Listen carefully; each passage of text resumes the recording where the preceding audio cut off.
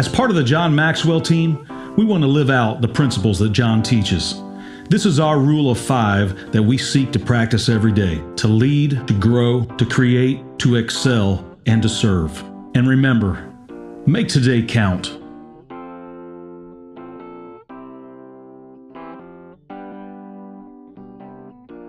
Attitude 101.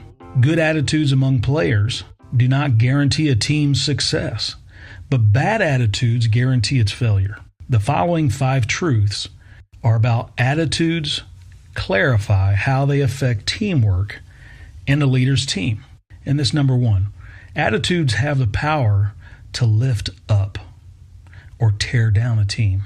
In A Winner's Edge, Dennis Waitley stated the real leaders in business, in the professional community, in education and government, and in the home, also seem to draw upon special cutting edge that separates them from the rest of the society. The winner's edge is not in a gifted birth. It's not in a high IQ or even in talent. The winner's edge is in the attitude, not the aptitude. Unfortunately, I think too many people resist the notion. They want to believe that talent alone, or talent with experience, is enough. But plenty of talented people out there have never amounted to anything because the attitudes of their players or themselves. Various attitudes may impact a team made up of highly talented players. If you have great talent plus bad attitudes, it's going to be an average team. And if you have great talent plus average attitudes, it's going to be a good team. But if you have great talent plus good attitudes, that's going to equal a great team. If you want outstanding results, you need good people with great talent and awesome attitudes. When attitudes go up, so does the potential of the team. When attitudes go down, the potential of the team goes with it. Number 2, an attitude compounds when exposed to others.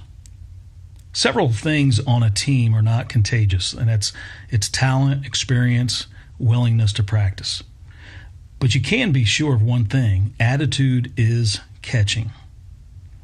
When someone on the team is teachable and his humility is rewarded by improvement, others are more likely to display similar characteristics. When a leader is upbeat in the face of discouraging circumstances, others admire that quality and want to be like her. When a team member displays a strong work ethic and begins to have a positive impact, others imitate him. People become inspired by their peers. People have tendencies to adopt the attitudes of those they spend time with, to pick up their mindsets, beliefs, and approaches to challenges. During the first half of the 20th century, many sports experts believed that no runner could run a mile in less than 4 minutes. And for a long time, they were right. But then on May 6, 1954, British runner and university student Roger Bannister ran a mile in 3 minutes and 59.4 seconds during a meet in Oxford. Less than 2 months later, another runner, Australian John Landy, also broke the 4-minute barrier. Then suddenly dozens and then hundreds of others broke it. Well, why is that? Because the best runners' attitudes changed. They began to adopt the mindset and beliefs of their peers. Bannister's attitude and actions compounded when exposed to others. His attitude spread, and today every world-class runner who competes at that distance can run a mile in less than 4 minutes. Attitudes are contagious. Number 3, bad attitudes compound faster than good ones. There's only one thing more contagious than a good attitude, and that is a bad attitude. For some reason, many people think it's chic to be negative. And I suspect that they think it makes them appear smart or important. But the truth is that a negative attitude hurts rather than helps the person who has it. And it also hurts the people around him. To see how quickly and easily an attitude or mindset can spread, just think about this story from Norman Cousins. Once during a football game, a doctor at the first aid station treated 5 people for what he suspected might be food poisoning. He soon discovered that all 5 people had bought drinks from a particular concession stand at the stadium. The physician requested that the announcer advise people in the stadium to avoid buying drinks from that particular vendor because of the possibility of food poisoning. Before long, more than 200 people complained of food poisoning. Nearly half the people's symptoms were so severe that they were taken to the hospital. The story doesn't end there. After a little more detective work, it was discovered that the 5 original victims had eaten tainted potato salad from one particular deli on the way to the game. When the other sufferers found out that the drinks in the stadium were safe, they experienced miraculous recoveries. That just goes to show you, an attitude spreads very quickly. Talking about spreading attitudes very quickly, I mean, when we look at the fire service, the negativity that is embedded throughout not only the city departments, we're talking nationally. If we look at any news station, the negativity throughout the world today almost seems to be troubling, and it seems to be a fad, like it's the in thing to do. I know, being a firefighter, we face challenges. We face challenges every day.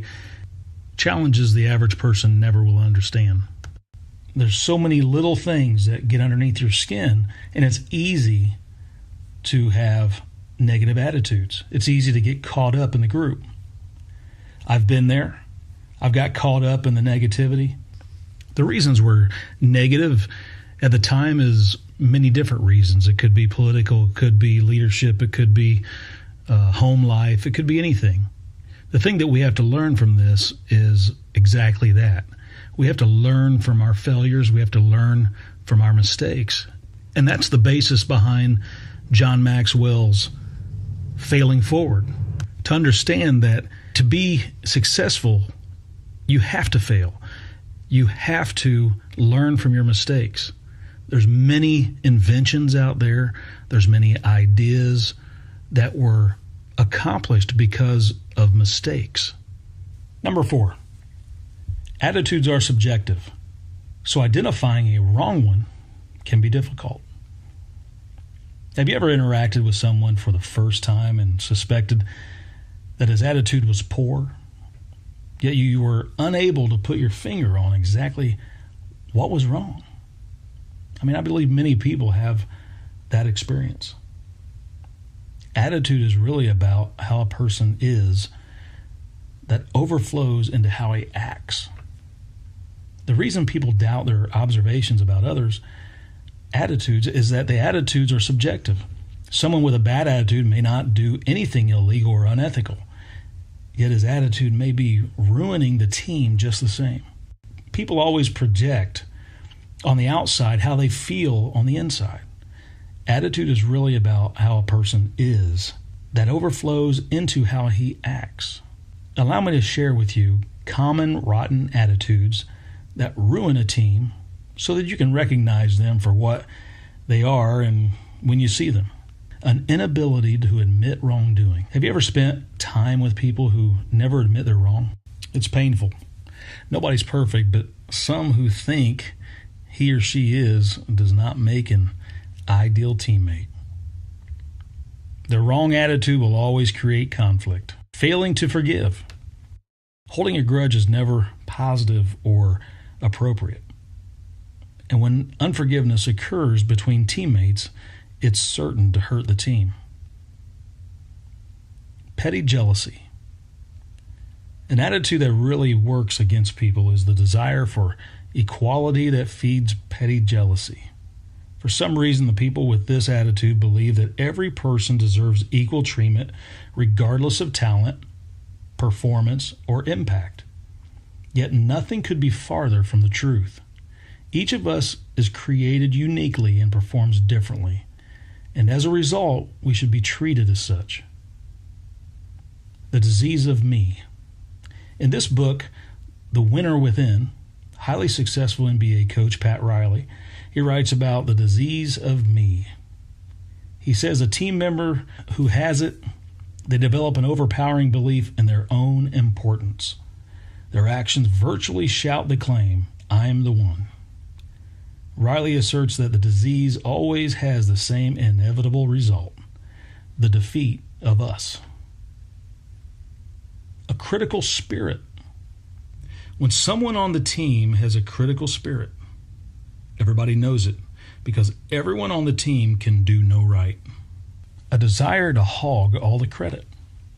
Another bad attitude that hurts the team is similar to the disease of me, but where the person with that disease may simmer in the background and create dissension.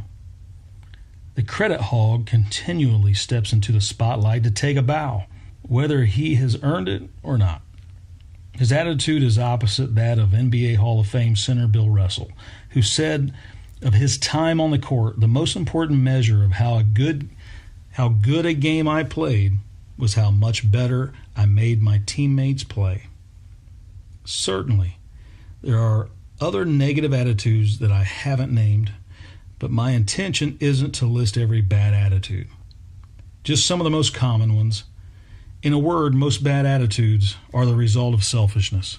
If one of your teammates put others down, sabotages teamwork, or makes himself out to be more important than the team, then you can be sure that you've encountered someone with a bad attitude. Number 5, rotten attitudes left alone ruin everything. Bad attitudes must be addressed. You can be sure that they will always cause dissension, resentment, combativeness, and division on a team. And they will never go away on their own if they are left unaddressed. They will simply fester and ruin a team, along with its chances of reaching its potential. Because people with bad attitudes are so difficult to deal with, and because attitudes seem so subjective, you may doubt your gut reaction when you encounter someone with a bad attitude. After all, it's only your opinion that he has a rotten attitude. Then you have no right to address it, right? Well, not if you care about the team. Rotten attitudes ruin a team. If you leave a bad apple in a barrel of good apples, you'll always end up with a barrel of rotten apples. Attitudes always impact a leader's effectiveness. President Thomas Jefferson remarked, "Nothing can stop the man with the right mental attitude from achieving his goal. Nothing on earth can help the man with the wrong mental attitude." If you care about your team and you are committed to helping all of the players, you can't ignore a bad attitude. Dealing with a person whose attitude is bad can be a very tricky thing. Before you try to address the issue, you want to benefit from a closer look at attitudes and how they affect an individual. In our next podcast, we're going to discuss how does attitude impact an individual. Your attitude and your potential go hand in hand.